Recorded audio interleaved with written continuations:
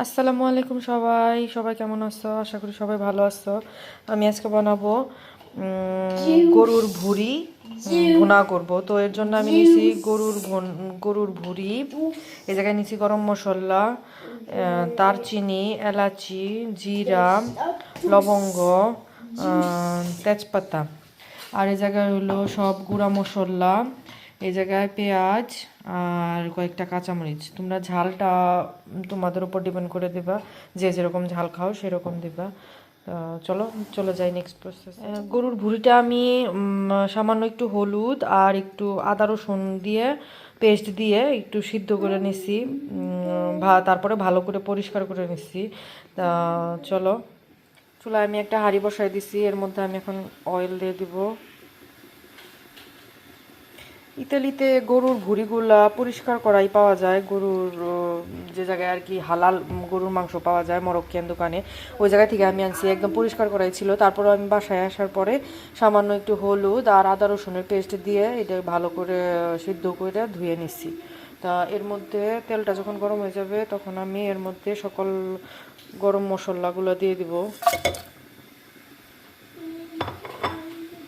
দেখো, তারপরে আমি এখন এখন আমি পেঁয়াজ আর কাঁচামরিচ একসাথে দিয়ে দেব।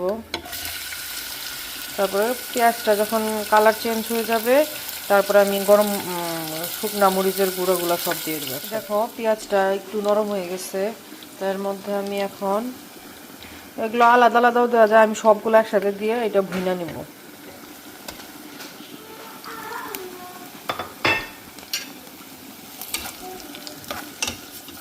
দেখো মশলা কষানো হয়ে গেছে, তো আমি এখন গরুর ভুঁড়িগুলো দিয়ে দিব।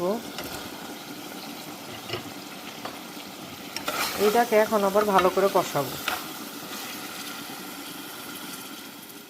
আমি সামান্য একটু আলু অ্যাড করছি এর সাথে। এখন এটার একটু ভালো করে কষায় তারপরে একটু পানি দিয়ে সিদ্ধ হইতে দেবো।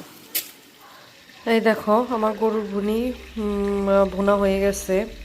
তো অনেকে অনেকভাবেই বানায়, অনেকে অনেক ঝরঝরা করে বানায়। আমি একটু মাখা মাখা পছন্দ করি, সাথে একটু আলু। তো আমি সেই জন্য এইভাবে বানাইছি। তো তোমরা এভাবেও ট্রাই করে দেখতে পারো। তো আশা করি ভালো লাগবে।